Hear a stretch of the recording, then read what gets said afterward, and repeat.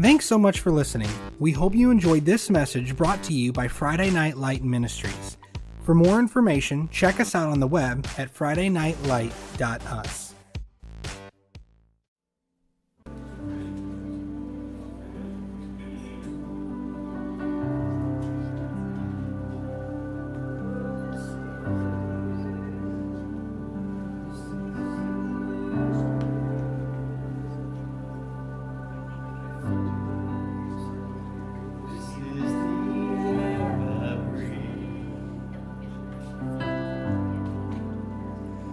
This is the air I breathe.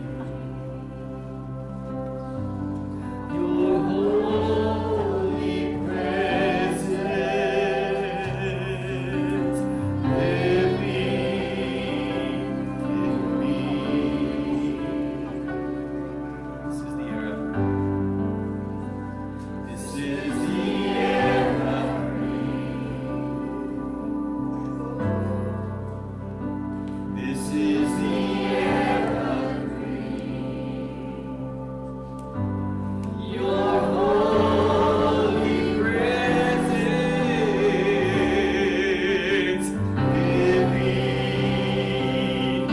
in me. And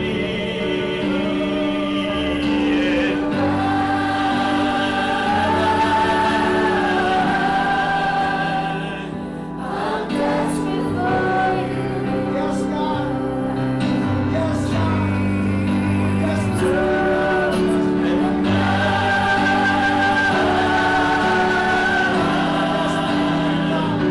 I'm lost without you, Jesus. And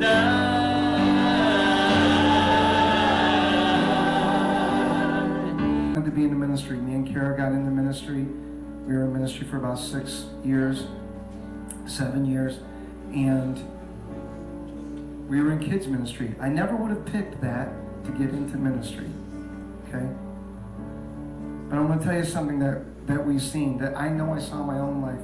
The kids who worshiped and praised God and danced, who were not afraid to stand up and raise their hands and worship Him, they were not embarrassed.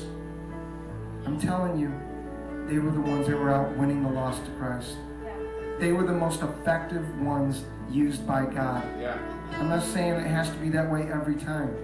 I'm just saying, if God is pressing on you to do something, He would ask me to do things that were in line with the Bible, but hard for me to do. Hard for me to do.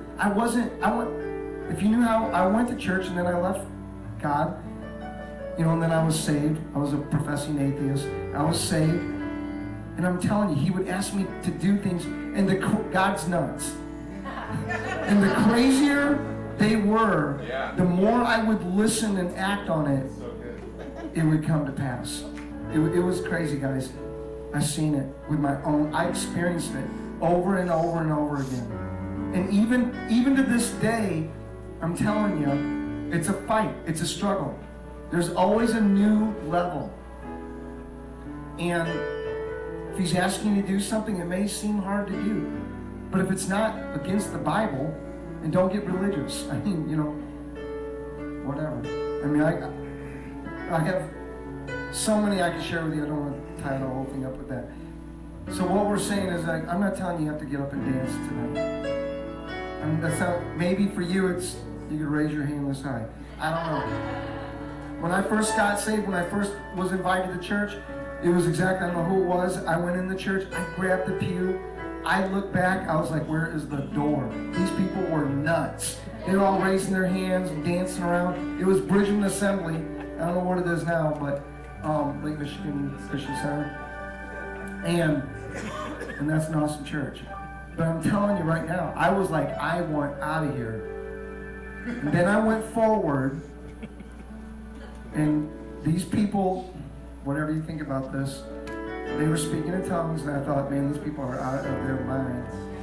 And then He spoke a word to me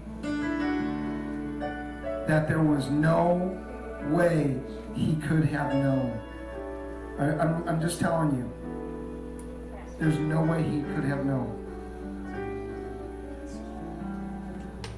And he told me specifically something that was getting ready to happen at that time to my family.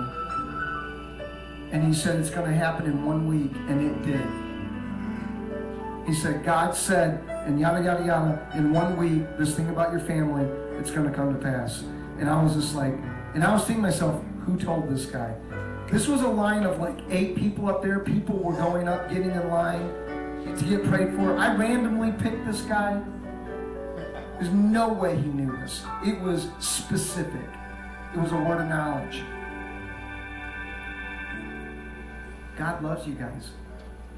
Every single one of you here have a calling and a destiny to fulfill. There are people who will not be reached if you don't reach them. Some of you here have the gift of healing. Some of you here are prophets. Some of you here are pastors. Some of you here are evangelists. Some of you are teachers. Guys, this is real. Some of you are going to help people in whatever those giftings, callings are. You're going to go out to the region. You're going to go out to the nation. You're going the world. You're going to reach people. This is starting. This is the catalyst. When Jared was saying that, that's our heart. We were talking about, we're doing this training school, and I was like, oh my gosh, how are we going to grow this building? How are we going to fit? God told me, he was like, don't forget, this is a revolving door. Don't forget, you're sending them out. Don't forget, this isn't, they're not here to camp out. This isn't that kind of church.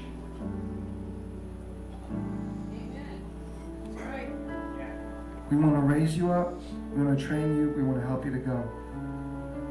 We really, truly, that is what is happening. This is not luck or coincidence for you to be here. This is happening. It's real.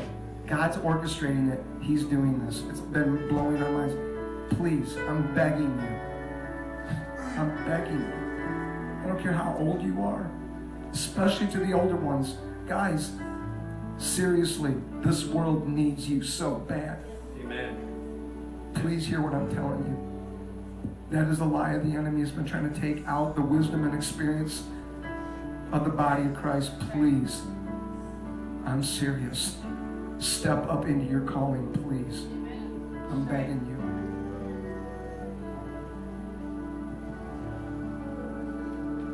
Matthew 6, it says, Our Father in heaven, may your name be kept holy.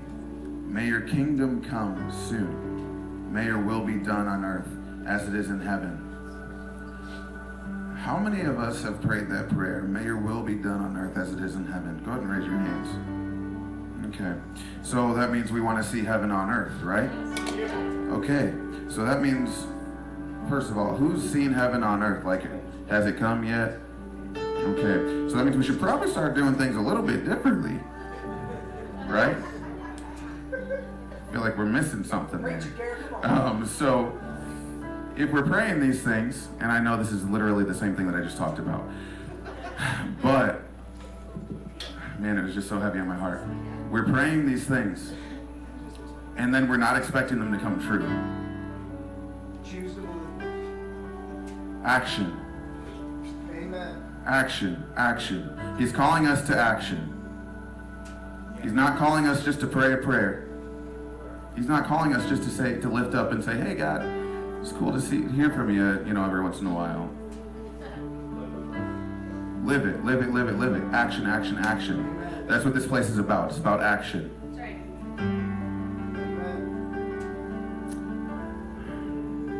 right. God, right now, as one body, we're believing that we are going to start taking steps of action in our lives. We're no longer going to be passive in our relationship with you. We are going to say the things that we mean and do the things that we say. We're going to have integrity in our relationship with you, Lord. Yes, God. Yes, God. Yes, God. Because we're held accountable in our relationship with you, God. I thank you that this is done in your name. Amen. I want to share one more thing that God did that was so incredible. You guys heard we were starting a training center. Jack and Susie, if you only knew how God's been lining things up, when they heard about it, their heart broke. And they have embraced it. It's been incredible. I wish a lot of you, if you ever want to know, like, what happened in the beginning, what's transpired, I can share with you. It's been incredible. When God said He wanted to start a training center, I was like, same thing that happened with the building here. I was like, He was wanting to do this. I was like, this thing isn't big enough. And we were out looking for, actually before we were talking about doing it here, we were looking for buildings. He was like, I gave you the building. This thing was so full of garbage, you would not believe it. And this team here cleaned it out. I'm telling you, it was incredible. You know? Yeah. And so then, there's 2 dead rats. They're not in here anymore. And so God said, I want to start a training center. And I was like, okay, God, and I walked to the building again. I was like, this is not going to work. How can we do a training center? If we got one person talking here, one person talking over there. I was like, this is just not going to be big enough, right? To like meet in one big room. And I was praying about it, and God was like, you don't need a big building. He said, you could do it in tents out in the backyard. He said, I did it on a grassy hill. That's what he told me. And I was like, so I shared it with the team. I was like, just like that. Not saying we were going to use tents. I was like, look, God can do it. He can do anything. I was like, we're trying to think this thing too crazy, whatever. Maybe I was just talking to myself. We had went to Michigan City Road to Life, and we were there on a Sunday. And we do this thing with our kids called Spirit Drive, kind of, and where they kind of give us directions. It's incredible, miraculous. We share with you how they just give us the turn by turn. Anyhow, I was like, well, I feel like God's saying we're going to drive to Mishawaka. The kids go, we want to do Spirit Drive. And I was like, well, we're going to Mishawaka. They're like, okay, don't listen to God. And I'm like, God's telling me to go to Mishawaka. I'm like, I don't know why. I was like, we're going to go. So we take off, we're driving, and as I'm driving there, I don't know about how far we were when we got there, something catches my eye, and it arrests my heart. I do a U-turn. I come back, I do another U-turn. My wife's like, what are you doing? I pull up, and then this yard, behind a house, is a tent. It's a military barracks tent. It's almost as big as the house it's in the yard of. As soon as I had seen it, I remembered he said, you can do it tents. Well, I have accounts with military suppliers, kind of something I did when I was younger, and or not when I was younger, but years past. And I can buy those tents. I was like, and I was like, oh my gosh, I was like, this is not coincidence. So I looked it up, and they're pretty cheap. And they're like a 4-season tent. They're like 32 feet by 20 feet by 12 feet tall, almost as big as this barn. And I immediately saw 3 of those tents. I was like, it was bringing me to tears. And I was like, okay, God, I get it. So then I started, I shared it with the team. And I just shared it with everybody. I was like, this is pretty incredible. And somebody look up, can you look this up? Isaiah 54 in the Message. And so this recently, I was like, I don't know. We get these big tents, whatever. I was like, are we going to do these big tents? I was like, and I told my wife, I said, maybe we'll start out with 2 small tents. They're like 12 by 12. I was like, you know what? I was like, I don't want these big giant tents in the yard. I was starting to doubt. I was like, I don't know. Well, my wife gets up at like 4 o'clock every morning to worship and pray. Well, I felt led to get up too this morning. She thought it was pretty incredible. She was like, so I'm there, we're worshiping, and the Spirit of the Lord starts falling. And she had paused the iPad, and she goes, do you want me to turn the music back on? I said, we're not going to have to. The Spirit of the Lord started overtaking us. There was so much wisdom, so much knowledge, so much Him speaking. I couldn't write it down fast enough, guys. The only thing I heard Him say was, get up and read the Message, Isaiah 54, and then, you got it? You don't have it in the Message? Who's got it? Kara can pull it up. As soon as I read this, I'll just tell you, the first part of it, I know is Kara and I's heart, and trust me, while we may be catalyzing, leading, It's the heart of everyone that's came here. In the beginning, it was called the alpha phase. God was bringing spiritual alphas in. He's still doing it. He said, you don't need to go look for them. He said, he brought most of them in. He said, I'll be bringing them in. He said, we're in the building phase. Yeah. So this is what he led us to. The night after, I was saying, well, maybe we should just do 2 12 by 12 tents.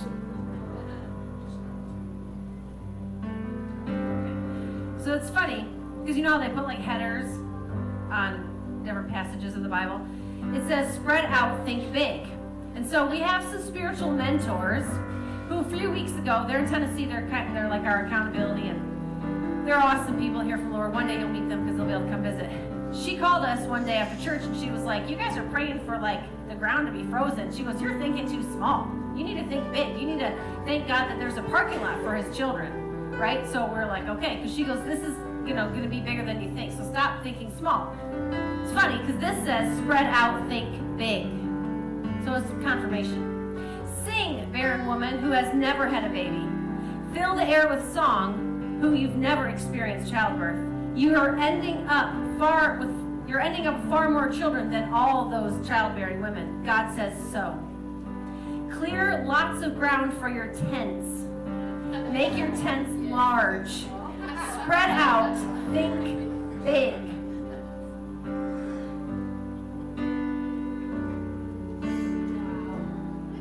Use plenty of rope, drive the tent pegs deep. You're going to need lots of elbow room for your growing family. You're going to take over whole nations. You're going to resettle abandoned cities.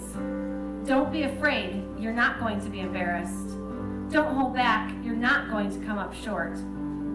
You'll forget all about the humiliations of your youth and the indignities of being a widow will fade from memory. That barren woman recently, like a few Fridays back, he said, in this world to come, you're going to have more family, more brothers, more sisters, more fathers, more mothers, more homes. As we're growing together as a family, he had spoke to us early on. He said, it's about family. He said, I'm done. I'm not knocking any churches, guys. I'm just telling you what I heard. He said, I'm done with church as a business. He said, I want church to return, the family to return to the church. He said, in this next great move, I want my body, my children, to know me as Father as never before. That's right. I knew that he was speaking to me about the tents. Trust me. Thank you, Father. The part about the widow and the humiliation of your youth, there are some of you here, you thought you were down and out. You thought it was over. You thought, I'm not going to make it. I know someone here recently, they had spoke to me. They said, we were doing something like what you were doing on Friday nights. And they're like, we wonder like what it would have been. Absolutely. It would have been this. Guess what? God is restoring the years the locusts have eaten. Right. They're going to do it again. Yeah. There'll be more of this out. You guys are going out to do this in the land. Some of you, you're working, you're like, I'm going to retire or whatever. Hey, retire to this. I'm telling you, God's got a plan. God's got a plan. You're not down and out, guys. You're not down and out. You're just getting started. That's right. Yep. That's right. This is real. This is happening. Yes, amen. Get it. Dig in. Yeah. Do whatever he's calling you to do at the moment. Another thing he's laying on our heart, there's a third part of the ministry he's been birthing and showing us. It's been incredible. But we really want and we really believe and we know that this is happening because all of this stuff is being birthed. We hear the common theme and thread of key words, key phrases, key things that are happening. We see common ministries happening throughout the country. It's just like this. It's the Father. He's doing it. But we want to bring unity amongst all denominations. That's right. We want to blur the lines of denomination. God's done with it, guys, until we all are one. Hallelujah. Yes. So that third part of the ministry will really be heavily involved in doing that. And then Jack and Susie is with the training center, and that's going to be really tied into that, going out into the region, helping churches, whatever, wherever, to blur the lines of denomination, to help everybody start working together in unity, to bring the body. He doesn't, you know, the world doesn't see us as denominations, guys. The world sees us as the church. Right. And let's just worship God.